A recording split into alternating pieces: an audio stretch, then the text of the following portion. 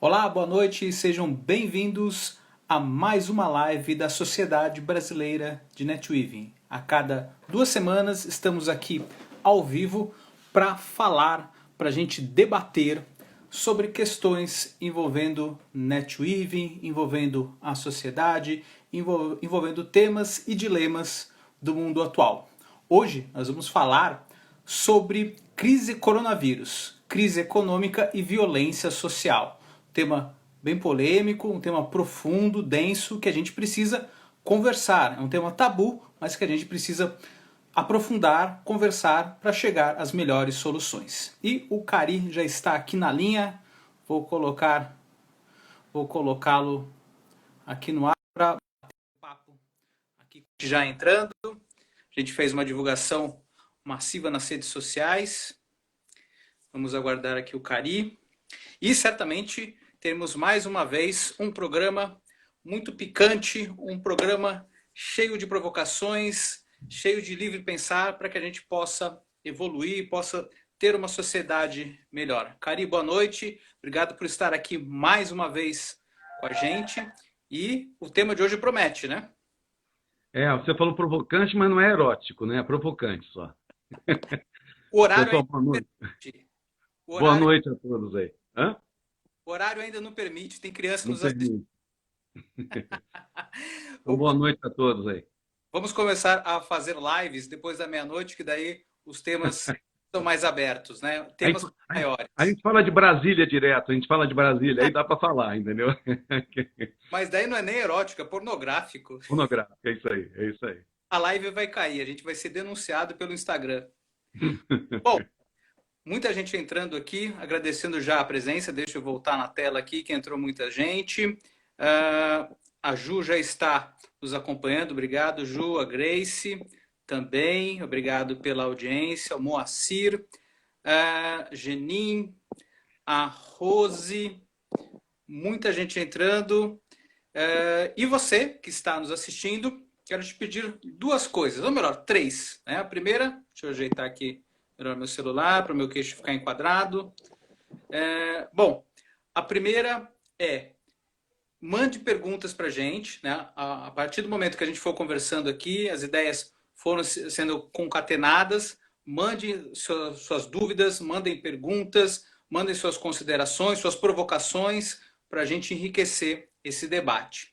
O segundo ponto que eu gostaria de pedir, divulgue essa live para os seus seguidores, para os seus amigos, porque daí você consegue fazer com que mais gente venha assistir a nossa live. E isso faz com que o debate fique mais interessante. E por último, meu amigo, senta o dedo aí no coraçãozinho, a gente gosta de receber o coraçãozinho, afaga nosso ego, deixa a gente mais feliz. Eu, Cari, aqui vamos ficar reluzindo de felicidade com os coraçõezinhos que vocês vão mandando para a gente, especialmente em alguma fala que o Cari fizeram, algum comentário que surgir por aqui, manda ver nos coraçõezinhos, pode sentar o dedo sem piedade, que a gente vai gostar de receber. E também é uma forma do Instagram saber que as pessoas estão gostando dessa live e divulgar para mais pessoas, tá? Então isso é muito importante.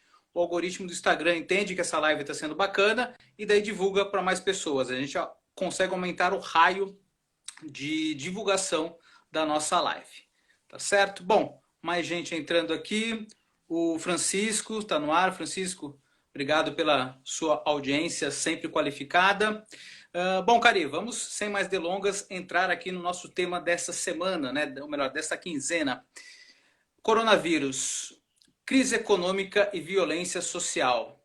Que situação é essa que nós estamos vivendo, meu amigo? Muitas empresas quebrando, pessoas perdendo emprego e, ao mesmo tempo, há no ar uma tensão muito grande, uma insatisfação muito grande. Né? O país que já estava polarizado agora está completamente rachado. Qual que é a sua avaliação, a sua visão sobre essa questão em si? Olha, hoje essa live, quando né, a gente definiu esse tema, eu acho que ela, antes de tudo, é uma reflexão profunda, né? Porque é uma reflexão, no fundo, de um processo histórico do Brasil, uma avaliação, uma análise do momento e uma projeção ou cenários para o futuro, né? Pode parecer que, quando a gente fala de violência social, por causa da crise econômica. Na realidade, o coronavírus ele veio dar um tapa na cara da sociedade brasileira, principalmente, mais do que até da Mundial. Na Mundial, cada uma com seus problemas. Mas no Brasil, foi um tapa na cara, e um tapa que esse tapa, quando bateu aqui, saiu um monte de piolho da cabeça do Brasil, entendeu? O que são esses piolhos, né? Uma série de coisas, injustiças históricas, né? Equívocos em modelos de educação, modelos de economia, da forma com que o Brasil vou dizer, foi planejado para crescer, né? O Darcy Ribeiro, inclusive, dizia que o problema do Brasil, né, a questão do Brasil ser um país sem educação, não é o acaso, e sim era um grande projeto de levar a ignorância. Porque com a ignorância e com a pobreza você consegue manipular melhor as pessoas, né? Então, hoje eu digo que é um tema um pouco mais delicado, um pouco mais polêmico nesse sentido. O tapa na cara que o coronavírus deu foi porque, principalmente, ele revelou, né, a irresponsabilidade que todos nós, como população, temos. 46 milhões de pessoas invisíveis, maioria sem CPF, sem acesso à internet, né? Em cada 4 brasileiros não tem acesso à internet, o que dá mais ou menos 50 milhões de pessoas. E a gente achando que estava tudo certo. A gente falando do desemprego, 12 milhões, 13 milhões, né? E 46 milhões de pessoas que não existem. Então, a primeira grande coisa é a crise econômica não criou a crise econômica do coronavírus não criou esses 46 milhões de invisíveis. Ele pode elevar de 12 milhões, 13 milhões de desempregados a 20 milhões de desempregados, que é a projeção que estão fazendo, né? Mas esses 46 milhões, ou 40 milhões, 50 milhões de invisíveis, não. Isso é uma herança histórica da nossa... vocês sabem que eu sou muito direto nas coisas. Eu assumo, e eu acho que a população brasileira que tem um pouco mais de educação, noção, nós temos que assumir isso como responsabilidade, não é o governo. Uhum. Né? Porque, inclusive, quem coloca as pessoas no governo somos nós. Existe uma coisa que nós tivemos uma geração inteira, e eu fiz parte dela, que não foi politizada, né? Ignorantes políticos por causa do golpe de 64, por causa, né, de toda uma geração que não pôde e não sabia falar de política. Então, todo esse contexto fez com que a gente chegasse nesse momento, no momento de, até usando a palavra, tradução da palavra apocalipse, nessa revelação. Né? Revelar para a gente as nossas mazelas, né? Revelar a nossa dívida social, revelar as injustiças sociais de um sistema econômico que gera abismos sociais inaceitáveis. Então, mas o que isso tudo tem a ver com a violência social? Primeira coisa, a violência social ela não é violência urbana. A violência social já vem acontecendo, seria o resultado disso tudo. Porque, mais ou menos, o conceito de violência social é agressividade no relacionamento de forma por vontade própria, tá certo? Que gere traumas. Então, a violência social no Brasil ela acontece desde sempre. Por quê? Porque essas pessoas todas que são invisíveis, essas pessoas todas que não têm acesso à educação, essas pessoas todas que são vítimas de um sistema completamente desequilibrado, essas pessoas são violentadas há muito tempo socialmente. Porque elas são impedidas, completamente impedidas, de viver um processo como, por exemplo, meritocracia. Como, por exemplo, realmente fazer um plano de crescer na vida. Né? Eu estava vendo a entrevista de algumas pessoas e quando você vê o conteúdo delas, de pessoas extremamente simples, né? Que não tem nem noção, nem consegue... Olha o que eu vou falar, hein? Não tem capacidade de sonhar. Ela tem capacidade de desejar coisas, desejar mais comida, desejar roupa, mas não de sonhar. Então, esse tema é um tema fundamentalmente de reflexão nesse sentido, da gente aproveitar o coronavírus, aproveitar a crise econômica, que depois eu posso dizer por que a crise econômica pode ajudar a violência social, como a gente está falando, em primeiro lugar, porque já está revelando os 46 milhões ou 50 milhões de invisíveis, mas fundamentalmente porque essa crise econômica ela pode ser maravilhosamente boa para que a gente tenha o impedimento de uma grande rebelião, de uma grande revolução social. É preocupante isso, né? Olha, eu agradecer também a audiência do Fernando, acabou de entrar, a Gisela, Sagalo, Genin Ricardo, a Sô Rodrigues, a Sofia, a Mariana Melo, Kennedy Carvalho, o Zé Roberto Souza, enfim. Estamos aqui com a audiência crescente. Agradecer a participação de vocês. Lembrando que vocês podem fazer perguntas, considerações que a gente debate aqui junto com o Cari. Vocês também podem compartilhar essa live com seus seguidores, chamar para que mais pessoas venham participar aqui do nosso bate-papo. E, por fim, caprichem nos coraçõezinhos. Nós gostamos de receber coraçõezinhos, ficamos com o ego mais macio, né, Cari? A gente gosta de receber a aprovação. É gostoso, né? Receber esse afago de vocês que estão aí. Mesmo remotamente, a gente gosta de receber esse carinho, né? E lembrando que o pessoal pode discordar também. Ah, sim, isso é importante. Isso é importante. Daí que o negócio esquenta mesmo, né? Cari, a violência social que você mencionou agora, ela se dá não apenas, acredito eu, não apenas do ponto de vista físico, né? Porque quando a gente fala violência, a gente sempre pensa em algo físico, né? Confronto, briga, né? A gente pensa dessa forma. Mas a violência que você aborda aí é algo muito mais profundo, muito mais estrutural, né? Como você falou agora há pouco, é tirar a capacidade da pessoa sonhar com algo melhor, de ter um plano de vida, né? Não tirar ela da subsistência, né? Como você falou, dela desejar a quentinha, desejar um cobertor para se agasalhar agora nesse frio, né? Seria mais ou menos isso? Pensa que violência, quando alguém te impede, se você vai entrar numa casa de show, vai entrar na casa de alguém, vai entrar em algum lugar, e alguém coloca o braço e te impede, aquilo é uma violência, tá certo? É uma forma de te impedir. Então, a violência social que eu estou dizendo é justamente esse impedimento, esse processo estrutural de impedimento de que haja uma real ascensão social, né? De que haja condições para que haja uma disputa, uma competição com as mesmas regras do jogo, né? A questão toda, inclusive da discussão disso, minha não é nem em relação a isso, hein? Né? Isso é o fato, eu só estou esclarecendo o fato. O fato é que hoje nós temos por volta de 70, 80, quase 100 milhões de pessoas que não têm condições nenhuma estão impedidas, violentamente impedidas pelo sistema, né? Pelo sistema educacional, pelo sistema financeiro, pelo sistema geográfico, né? Por uma série de impedimentos.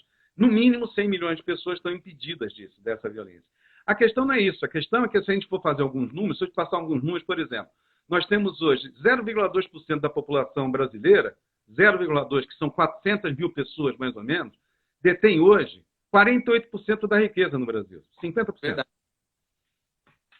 E 99,8% detém os outros 50%.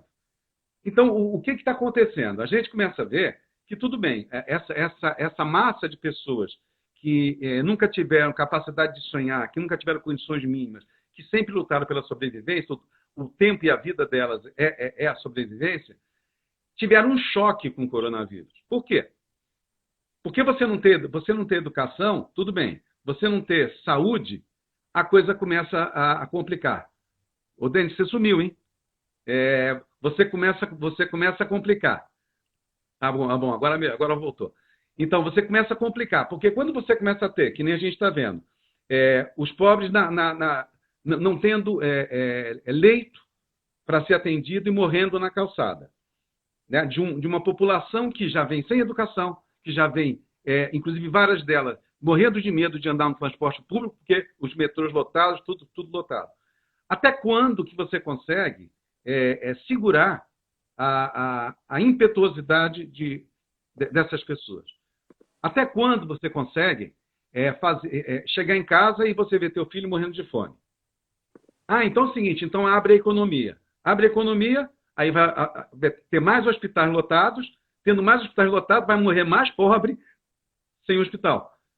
Então, seja no hospital ou seja na economia, eles vão acabar morrendo do mesmo jeito, né? A diferença é que, se você liberar toda a economia, você vai ter mais gente morrendo também nos hospitais. Só que tem uma coisa, Você morrer no hospital, na porta do hospital, desesperado, morrendo de falta de ar, isso gera uma indignação, uma revolta, uma raiva muito complicada.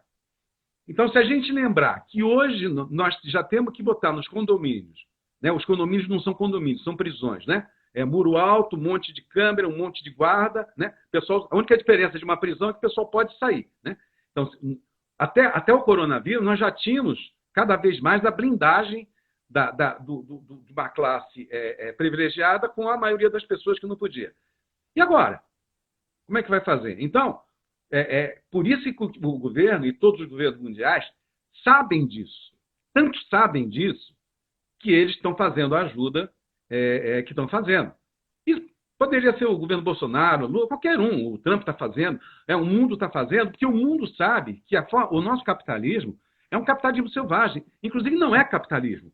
O que a gente tem é um sistema que, por isso eu não culpo ninguém, né? É uma deturpação do que o Adam Smith colocou como capitalismo. Ele dizia que o capitalismo, você acumula renda em algum momento você distribui essa renda para que haja o quê? O movimento do mercado. E o que nós temos, não, eu falo que é o paradigma da escassez, né? Você concentra a renda, não circula, menos gente compra, e aí você vai tendo cada vez mais essa concentração de renda. Então, o que vai acontecer no Brasil, e que está acontecendo, e acho que não dá para impedir, é uma grande rebelião, uma grande revolta. É uma mobilização. O que nós podemos fazer é tentar fazer com que ela não seja uma violência urbana, e sim uma resposta à violência social. Resumindo, alguma coisa que possa ser negociada, que possa ser trabalhada, né? E que não tenha que vir com mais violência, entendeu? Seria possível fazer uma rebelião pacífica? Não é uma rebelião pacífica, mas, na verdade, uma rebelião de indignação, baseada na indignação, né? Mas essa rebelião da indignação não tem que ser feita pelas pessoas, pelos 50 milhões de invisíveis. Essa rebelião de indignação tem que ser feita por nós, não por eles. Ah, mas eles e nós? Sim, são eles e nós. Não é Bolsonaro e não Bolsonaro. É eles que a gente nunca viu e nós que temos condições de olhar eles. Porque, senão, o que acontece é que, ao longo do tempo, as pessoas vão perdendo a saúde, aí começa a ver o filho com fome, já vem de uma história de pobreza extrema, ela vai ficando insensível. Ela não tem mais nada a perder. Né? Há muito tempo atrás, um documentário Falcões, que era de uma favela do Rio de Janeiro, entrevistaram um garoto lá, acho que era de 10, 12 anos, que estava com um fuzil na mão, e o cara ele falou assim, você não tem medo de morrer? Ele falou, não. Pelo menos eu tenho poder aqui na mão. E se você morrer? Se morrer, vem outro e segura o fuzil. Então você começa a ter a banalização da vida, a banalização da violência. Então, a indignação tem que ser nossa. Né? Porque não adianta depois dizer que é a estrutura do Estado que tem que fazer com que a gente não tenha um monte de bandido, um monte de pessoas que não são bandidos. Né? Não são bandidos. Né? A gente já teve, eu particularmente também já tive condições de ter contato com presídios, com pessoas lá de dentro, as pessoas vão ficando insensíveis, elas vão ficando psicopatas. Por quê? Porque mata a primeira vez porque por necessidade ou por droga, mas também se droga porque já é do processo da cultura. Então, você perde completamente o controle em algum momento. Então, a nossa indignação tem que ser essa de dizer o seguinte, o que nós... Não é o governo. Né? O governo, né? Hoje eu estou sendo bem claro, o governo, seja ele qual for, em qualquer lugar do mundo, aqui só é pior. Né? O governo fica lá. A classe média, o governo fica lá, a classe que hoje, as 15 famílias que detêm hoje 150 bilhões de reais, né? Estão lá, né? Com mais 380 milhões, que não somos nenhum de nós, que eu tenho certeza que estão aqui nessa live. Aí estamos nós no meio, e aí vem os desempregados, e depois vem os invisíveis. Então, a classe média sempre foi o grande problema dos governos. Se você mexer com a classe média, é o grande problema, porque quem faz as transformações na sociedade, em toda a história do mundo, é a classe média. Não é a classe rica, e nem a classe pobre. A classe pobre não tem, por fome ou por desinformação, condições de fazer isso, e quando faz, rapidamente sucumbir do processo, então é a classe média. Então, ou nós, classe média, vamos começar a nos indignar e a nos mobilizar para a gente fazer uma reversão desse quadro, ou nós vamos ser os primeiros a sofrer. Nós, nossos filhos, nossas residências, nossos negócios, né? E considerando ainda que a gente vai ter uma nova leva, né? Que é a nova leva dos desempregados. Já teve. Mas nós estamos vendo um problema hoje, Denis, muito complicado. O home office, o que ele está fazendo? Ele vai criar uma grande crise imobiliária. Já está criando. Sim. Né? Por quê? Porque as empresas estão desativando os seus escritórios, né? Que nem eu, né? Estou desativando o Pluri, a casa, né? Porque vai tudo para o digital, não faz mais sentido. Mas o que acontece? Aí você começa a ter os prédios, o Twitter já disse que o pessoal não volta para o presencial, Facebook, um monte de outras empresas estão falando a mesma coisa. E aí o que acontece? Você começa a ter, além da crise imobiliária, você começa a ter o seguinte: e as copeiras? E as faxineiras dessas empresas? E os vigilantes? E os estacionamentos? E os restaurantes por quilo? Efeito bola de neve, né? Efeito bola de neve. Isso. Aí os simplistas, né? Os simplistas polarizados, mentalmente polarizados, dizem assim: então proíbe o home office, né? Como se fosse possível, né? Então aí vem, né? Toma cloroquina, então fecha o home office, né? Não é isso. Por isso que eu hoje estou falando que a gente precisa, e nós estamos fazendo isso, eu, você e o grupo aí da SBN, né? Para a gente tentar se organizar, se estruturar, para a gente fazer mobilizações, fazer realmente um processo que possa reverter isso e possa mobilizar mais pessoas, para que a gente, como classe média, possa pressionar de uma forma ordenada, mais firme, seja quem for.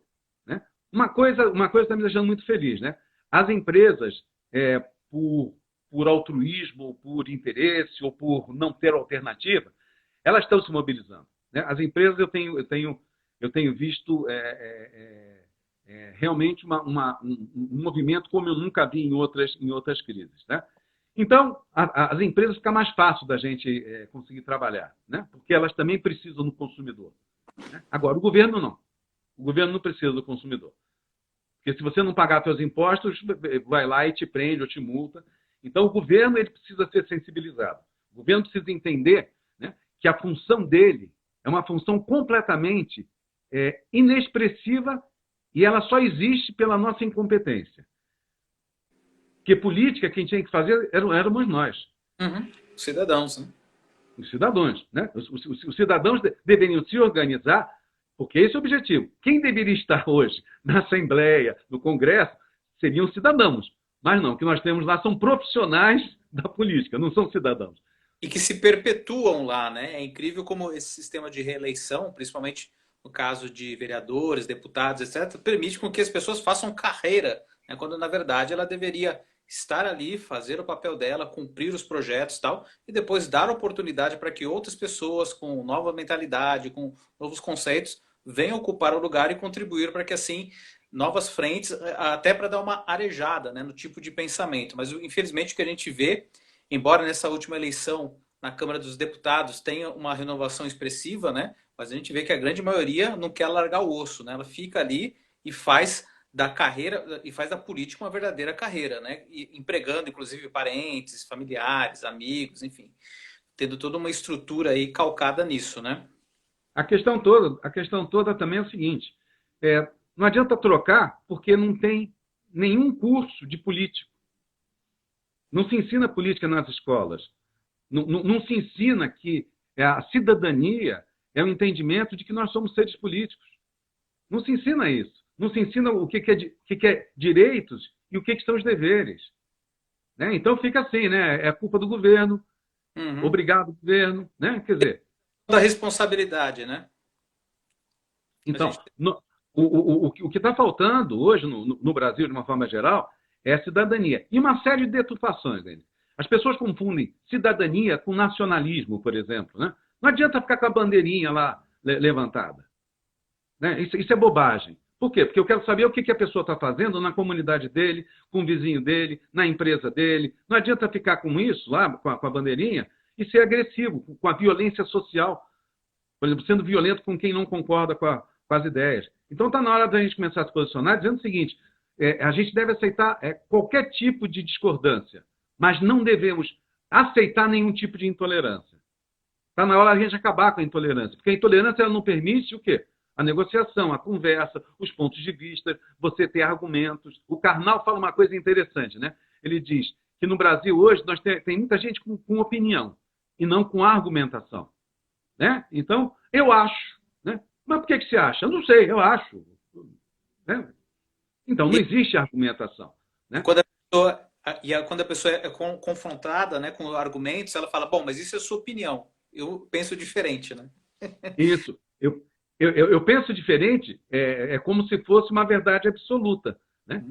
E nem quem tem argumentos, por exemplo, quem acha tem verdades absolutas. Quem quer argumentar não tem nenhuma verdade absoluta, porque justamente argumentando ele está melhorando o ponto de vista dele, aquilo que ele está olhando sobre aquele processo. Né? Até, inclusive, desse entendimento do que é violência urbana. A gente perdeu, no caso da política, no caso das próprias empresas, que está resgatando agora, uma deturpação completa. Qual é a função de uma empresa?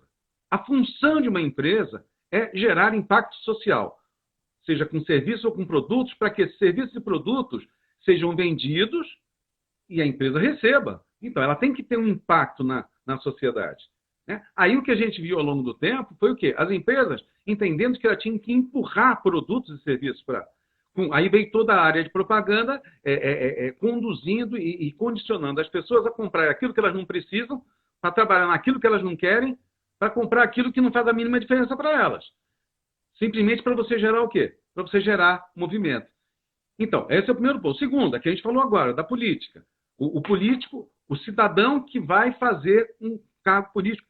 Veja bem, não teria problema uma pessoa se especializar na política como profissão, desde que ela entendesse que ali ela é um cidadão, e que ela não tivesse uma inacessibilidade que hoje a gente tem. Por exemplo, numa empresa, você pode botar um cara lá, não tem uma pessoa que entra lá como administrador, faz carreira, mas e se ela não for bem? Alguém chega lá e demite ela. Uhum. A política você não faz isso. Ah, não, mas nós podemos fazer isso nas eleições. Não podemos fazer isso nas eleições. O sistema que nós temos não permite que a gente faça isso. Então, a gente precisaria ter um sistema que realmente a gente conseguisse fazer a demissão das pessoas por incompetência, e não com 580 milhões de recursos. Então, nós temos deturpação nas empresas, nós temos deturpação no que é ser político, nós temos a deturpação completa no que é educação, porque educação hoje, no Brasil e no mundo, mas está mudando, né? É o quê? É ensinar técnicas, é ensinar metodologias, ensinar, que a gente fala aí dos hard skills, né, de método, mas não se ensina a colaborar, não se ensina a ter empatia, não se ensina, são máquinas. Então, voltando à questão da violência social, se você hoje tem máquinas que produzem, e produzem em troca de comida, como a gente fala da pirâmide de Maslow, em troca de sobrevivência, né? De casa, comida, e botar os filhos na escola, etc. E se você não der isso? Né? Eu escutei de uma pessoa conhecida nossa, uma amiga dela, dizendo o seguinte, é bom mesmo que o coronavírus vá para as favelas, porque assim mata um monte daquela gente lá e a gente fica com menos pobre. Isso não é fora da curva. Entendeu? Muito pensa igual, né? Infelizmente. Isso. Agora, a pergunta é o seguinte, e na hora que essa pessoa que não morreu do coronavírus for com um revólver na cabeça dela no farol e meter um tiro na cabeça dela, como é que faz? Aí chama a polícia e vai dizer que o Brasil é violento? O Brasil é violento porque nós somos omissos. Perfeito. Maravilha, hein? Não existe. Não. Papas na língua, gostei, Cari. Mais uma coisa. Lembra, a gente tem que lembrar que a polícia é igual a esse pessoal. Ganha pouco, se arrisca, né? Não tem educação suficiente. Então, eu diria que até uma música antiga do Chico Buarque, né? A polícia vem e ele te chama o ladrão, né? Daqui a pouco você não sabe quem vai te salvar. É o ladrão ou é a polícia, né? Porque, coitado, os policiais também é uma situação terrível que esse pessoal vive, né? Entendeu? Então, nem a polícia. Aí vem o cara e quebra, a polícia vem junto e vai quebrar. Aí você tem uma desordem completa. Então, eu não estou aqui, eu sempre gosto de falar de uma forma otimista, né? E o meu objetivo aqui não é, ser o cavaleiro do apocalipse, né? O que vai trazer o caos. É o contrário. Eu acho que nós temos ainda tempo de reverter esse processo, de reverter essa situação. Mas nós temos que deixar de ser omissos. Nós temos que realmente começar a discutir um pouco mais sobre isso, falar um pouco mais sobre isso. Eu deixo aqui, no final, vou deixar o meu WhatsApp aí, né, para quem quiser mandar né, pergunta, discordância, alguma coisa, ou se ainda não é associado da SBN, vai lá e se associa, vê lá as outras lives que a gente está fazendo, tenta ajudar a gente, tenta se engajar com a gente, tenta dar ideias para a gente de como é que nós vamos resolver o problema da violência social para que ela não venha a ser uma violência urbana. Perfeito. O Cari acabou de mencionar aí a Sociedade Brasileira de Netweaving. Eu deixei fixado nos comentários o link, tá, do nosso site www.weaving.com.br. Daí lá você vai encontrar todos os nossos artigos, nossos vídeos, o propósito, a razão de ser, a causa da SBN, e daí você pode se associar, tá? A associação é gratuita, não paga absolutamente nada, e você vai começar a receber os nossos materiais, e-mails com a informação referente ao que é o movimento Netweaving, como que você pode fazer para participar. Agradecendo as pessoas que estão entrando agora, a Cristina, a Olívia, o Nicolas, a De Montanari, a Neuza, Rui Marcos, a Rê, tudo bom, Regina? O Igor, a Pri, o Valmir, a Mônica, o Mauro, enfim, audiência pesada entrando aqui, nos acompanhando. Você pode mandar a pergunta aqui para que a gente, ou o comentário, sua opinião, etc., para que a gente possa debater. Você pode convidar outras pessoas, seus seguidores, seus amigos, para participar aqui com a gente, e também pode mandar os coraçõezinhos aí para aquecer o nosso coração nessa noite fria aqui em São Paulo.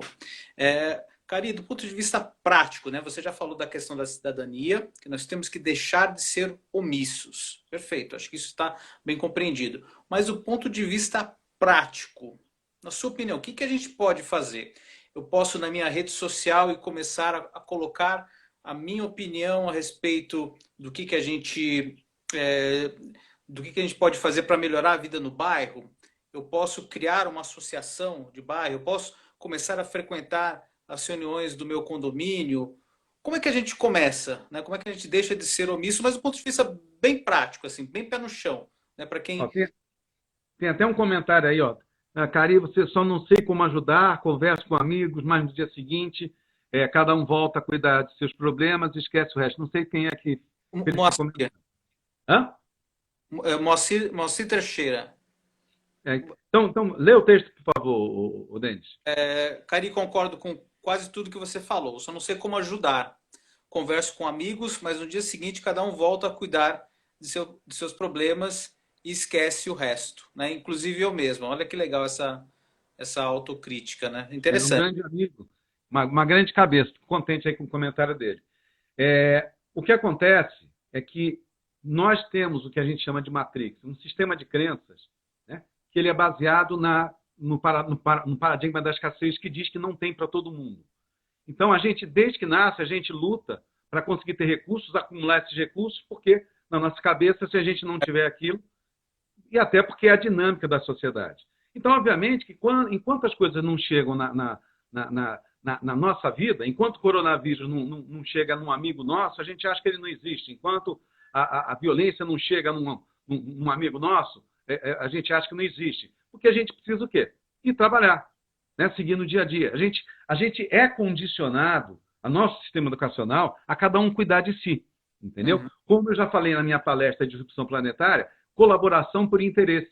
É esse primeiro momento. Então, eu até colaboro com o outro, mas por interesse, né?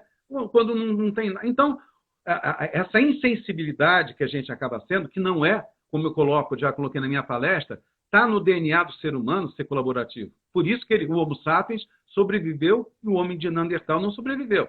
Está na nossa essência de DNA ser colaborativo. Porém, até agora, por interesse. Então, a sobrevivência faz com que a gente seja insensível e a gente negue a nossa essência colaborativa. Eu não conheço, olha, em 15 anos que eu estou atendendo, milhões de pessoas que eu já ajudei, empresas que eu já ajudei, eu não conheci até hoje uma pessoa ruim. Olha. Em periferia, não conheci, mas conheci pessoas violentas, assassinos, mas resultado de toda uma deturpação. Então, por que as pessoas, elas até falam, poxa, eu quero ajudar, mas aí chega no dia seguinte, elas se desarticulam. Se desarticulam porque a sociedade não é articulada.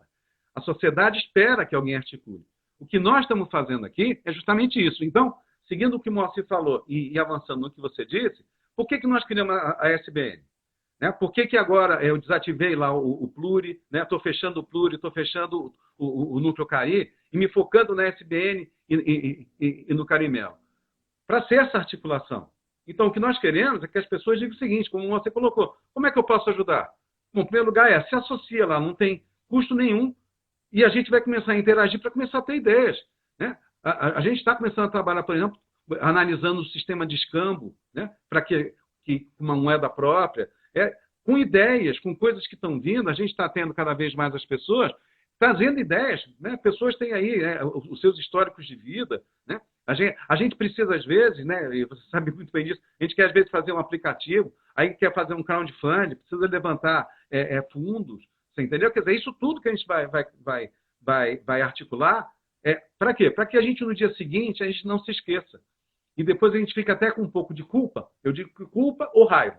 Culpa quando nada acontece com a gente, né? E a gente começa a ver umas coisas na televisão e fala, puxa vida, gente passando fome. Ou raiva, porque efetivamente a gente foi vítima ou de um assalto ou de alguma coisa violenta. Então, o Moacir tem toda a razão. A gente realmente esquece por causa dessa insensibilidade que nós fomos condicionados. Mas nós não somos assim. Então, o nosso objetivo hoje, prático, é isso. E eu sou muito direto, né? Nós estamos fazendo essas lives para quê? Para trazer membros, pessoas que tenham aderência à causa da SBN, que é convivência com relevância.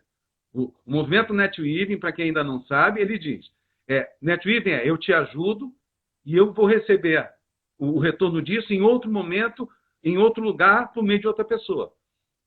Mas eu digo que isso é um movimento de generosidade. Generosidade gera generosidade. Generosidade gera colaboração, gera complementaridade e gera riqueza.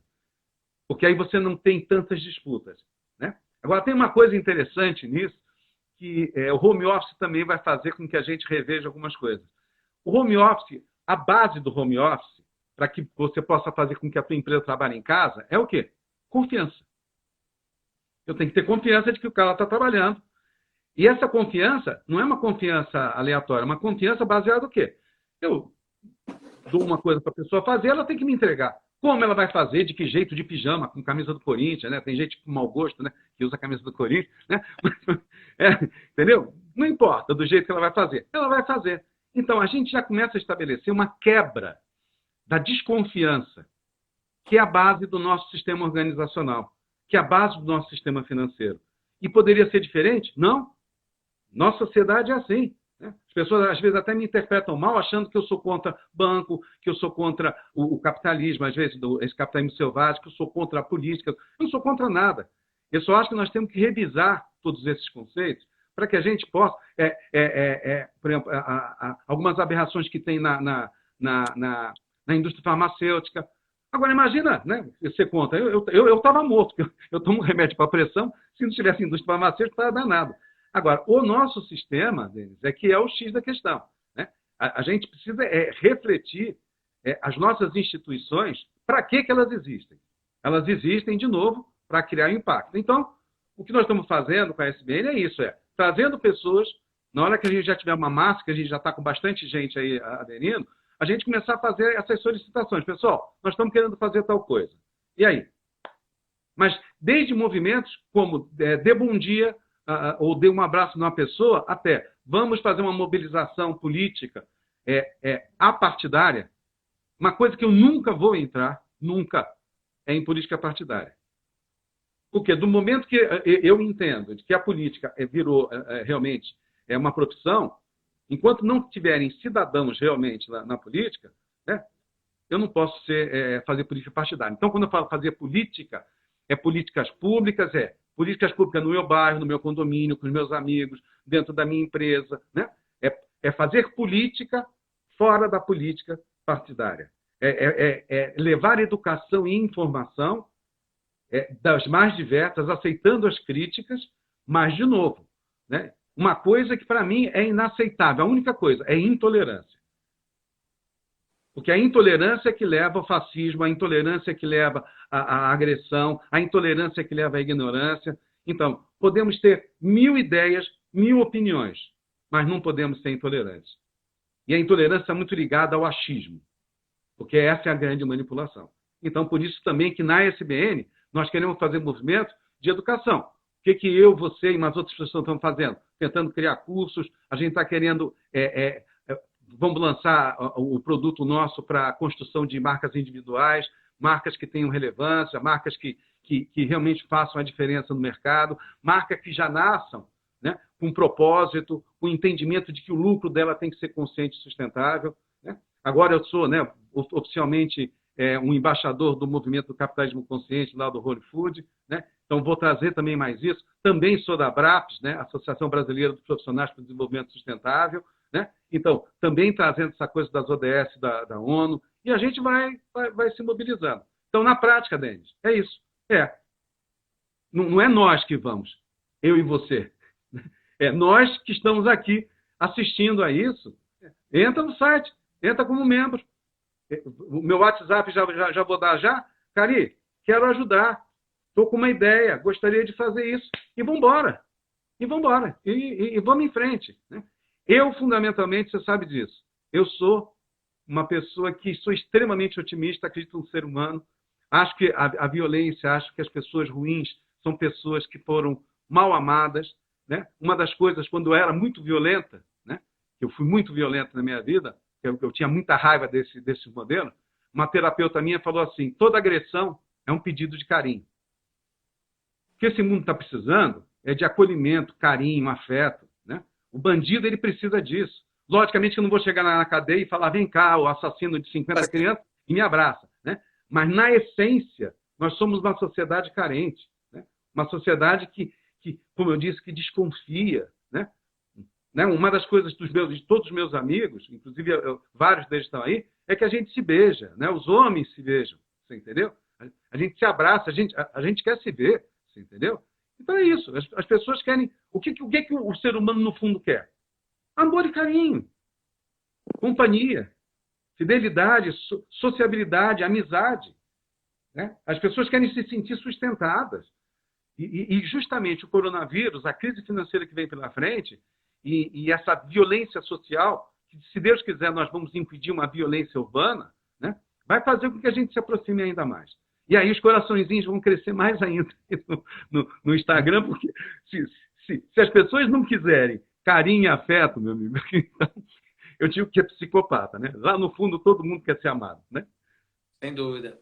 Cari, só aproveitando o que você falou da questão da credibilidade, né, do home office, trazer essa questão da confiança, de que você tem que confiar no outro para que o trabalho seja feito. Eu me lembro que num passado não muito distante, as empresas elas davam muito valor a ter sede própria, colocavam nos anúncios, né? Temos sede própria. Por quê? Porque isso dava uma certa estabilidade e transmitia para o cliente, essa é uma empresa que é estável, ela tem uma sede própria, então eu não corro riscos, né? E eu me lembro quando eu comecei a empreender, muita gente perguntava, mas onde é seu escritório? Eu posso ir visitar? E o que eu percebo é que essa solicitação, essa pergunta, praticamente sumiu. Muito dificilmente as pessoas perguntam onde é o meu escritório, onde eu trabalho, você tem sede própria? Basicamente é uma coisa que sumiu porque as pessoas meio que começaram a entender que isso já não é tão necessário assim, né? Você ter uma sede própria, porque hoje em dia você trabalha de onde você quiser. Quer dizer, depende do que você faz, né? Se você é um massoterapeuta, alguma coisa assim, você precisa da presença da pessoa. Mas boa parte dos serviços você consegue fazer online. Né? Então, só para não perder o gancho dessa coisa que você falou, mas eu queria... Ô, Denis, eu só queria falar uma coisa, que você deu um gancho aí de uma coisa que eu nem ia falar, né? Mas já que você falou, eu vou falar. A violência social também acontece na classe média. Então, a gente fala de outro jeito. Né? Vamos colocar a politicagem nas empresas, o jogo do poder, que hoje sempre gerou, mas cada vez mais, infartos, AVCs, né? Pânico. Isso é uma violência social. Né? Lembra, o conceito de violência social é a agressividade entre relações que geram traumas. Isso é violência social. Então, é que a gente está se focando aqui nessa questão. Eu, pelo menos, comecei a focar mais na questão dos invisíveis, essa coisa toda. Mas a violência social também está nisso. O home office, ele é um movimento que justamente parte deste grande movimento do apocalipse, né? Desse apocalipse bíblico que a gente está vivendo, que eu espero ele já um bom tempo. Ele vem trazer aquilo que é você não é mais o que você tem, mas o que você é. Uhum. Então, por exemplo, foi isso que eu e a minha sócia aqui, esposa aqui, resolvemos. Para que eu vou ter uma casa daquele tamanho para ter o meu escritório? Se hoje eu basicamente vou trabalhar aqui, né, fazendo isso, fazendo movimentações, para quê? Para ter um local para mostrar que eu tenho esse local? Então é a primeira vez, eu estou com 62 anos, na minha vida, que eu não tenho uma base física, que eu, de novo, né, que eu estou trabalhando da minha casa, né, sem ter um outro local. Eu já trabalhei aqui, eu comecei há 17 anos o meu trabalho aqui, mas eu trabalhava em telecom e informática, eu tinha um local. Então, uma outra forma que a gente vê do home office é isso. As pessoas cada vez mais, como as empresas, elas vão ter que dizer o que elas são e não o que elas têm. Uhum. Resumindo, você pode ter lucro à vontade, eu adoro lucro consciente, lucro bacana. Lucro consciente para mim é isso, né? Se o banco lá, o Itaú, teve 26 bilhões de lucro, dá 1 bilhão. Qual é o problema? Entendeu? Dá uma parte. Né? Os acionistas dão uma parte. Né? Porque é melhor dar esse dinheiro dentro de estruturas bem organizadas que realmente façam a diferença do que ficar gastando em segurança ou mudando do país, entendeu? Então, é melhor a gente sanear a nossa sociedade. Mas aí isso vai dar muito trabalho, isso vai demorar quantos anos, isso vai não sei o que, não sei o que lá. Né? Eu digo que a gente tem que fazer as coisas não porque a gente vai enxergar ou porque vai dar certo, mas porque valem a pena. Né? É legal a gente trabalhar para uma sociedade melhor. Né? Eu digo que, como eu já falei outras vezes, eu lá atrás, em telecom e informática, eu queria mudar o mundo, brigando com IBM, com grandes empresas, e hoje eu descobri, né, ao longo desse tempo todo, que eu transformo o mundo a partir da pessoa que está ao meu lado. Como a gente fala, né, nós, NetWeavers, a gente diz, a gente começa a transformar o mundo inteiro a partir da pessoa que está ao nosso lado. E assim, com essa humildade de não querer transformar o mundo, e sim as pessoas ou aquilo que está sob o nosso alcance. A minha frase clássica, né? Faça hoje aquilo que você pode com aquilo que você tem. É isso aí. Estamos chegando já a 50 minutos, quase 50 minutos de bate-papo aqui com o Cari. Cari, queria emendar duas perguntas em uma, né? Baseado com o que você já falou. A primeira é, você acha que trabalho voluntário, caridade, né? Do tipo, você distribuir quentinhas para moradores de rua, você acha que isso é o tipo de cidadania válida, né? Dentro desse contexto que a gente está falando agora, de não ser omisso, de fazer a diferença?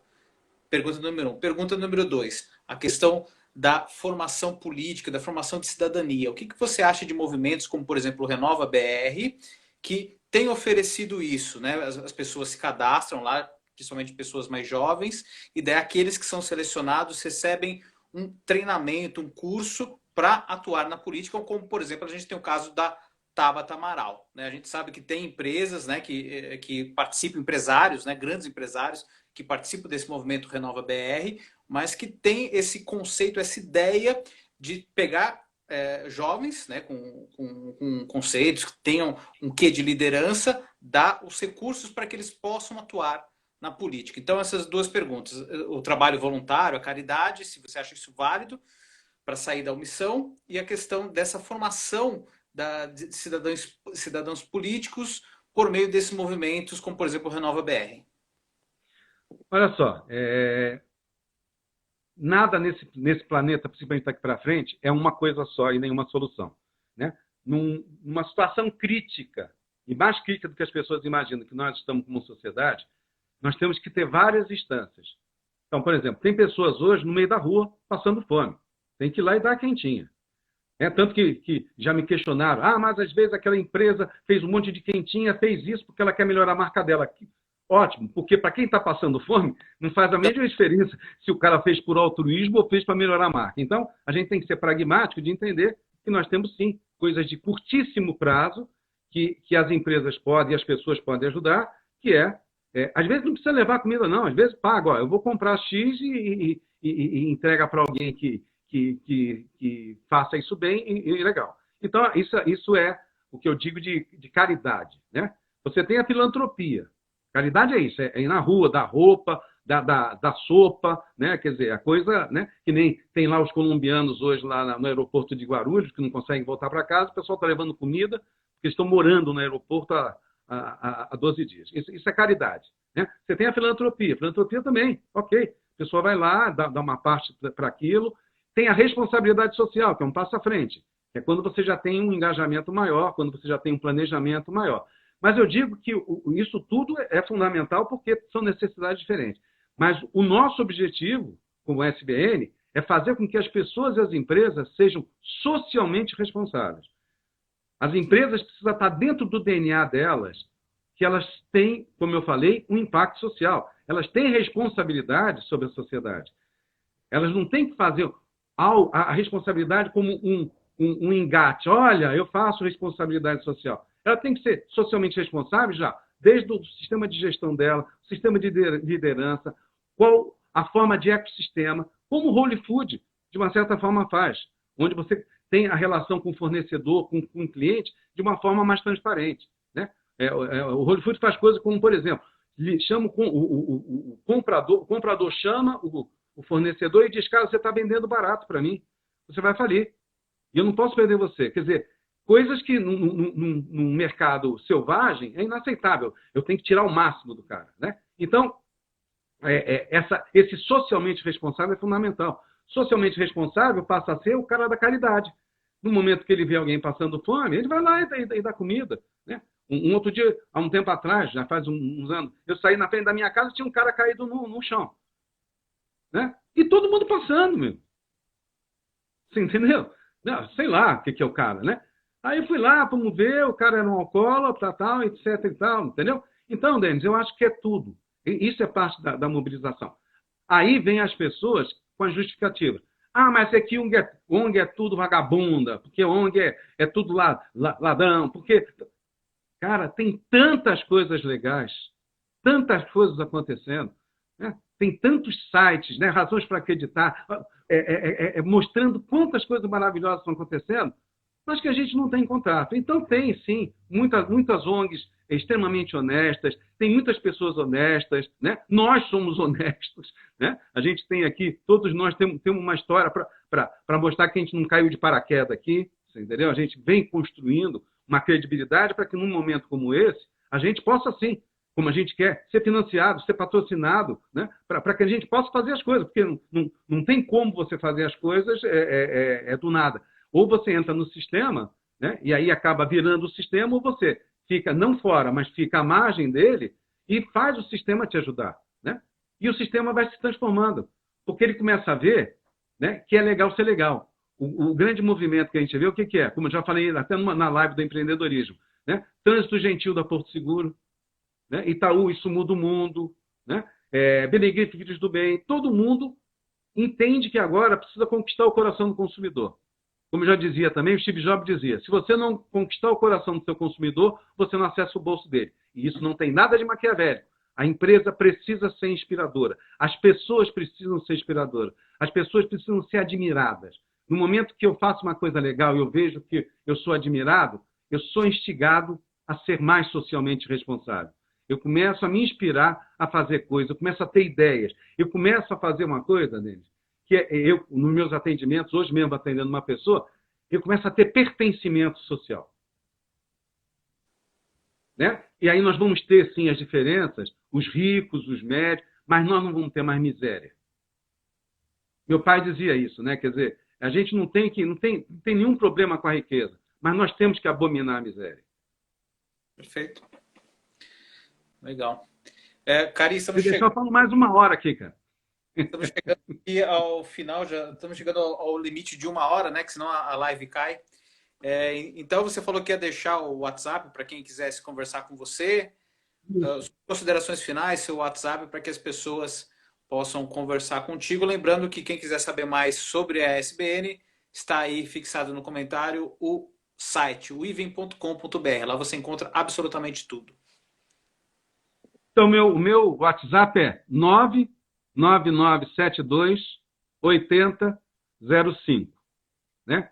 Então, eu queria que quem tiver sugestões, quem quiser, quer dizer, para começar, né? Se você tem aderência à nossa causa, que é desenvolver a convivência com relevância, uma cultura de generosidade pragmática, que gere riqueza, que gere confiança, que gere sustentabilidade nos lucros, no faturamento, na estabilização de uma empresa ou de uma pessoa, então, entre como membro e qualquer dúvida, né, manda um WhatsApp para mim, Caria, estou querendo ajudar mais, e aí queria não sei o quê. Eu tenho aí, não sei se o Juliano está participando, Juliano aí que é executivo de uma multinacional, que está entrando de cabeça com a gente aí, né? Então, outras pessoas que queiram, a gente está aqui, que a gente está precisando de tudo.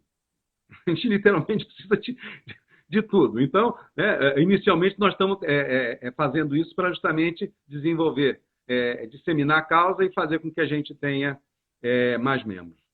Beleza? Então é isso aí, pessoal. Muito obrigado aí pela oportunidade. Adoro falar isso. Vou entrar mais seriamente em alguns assuntos sociais, tá?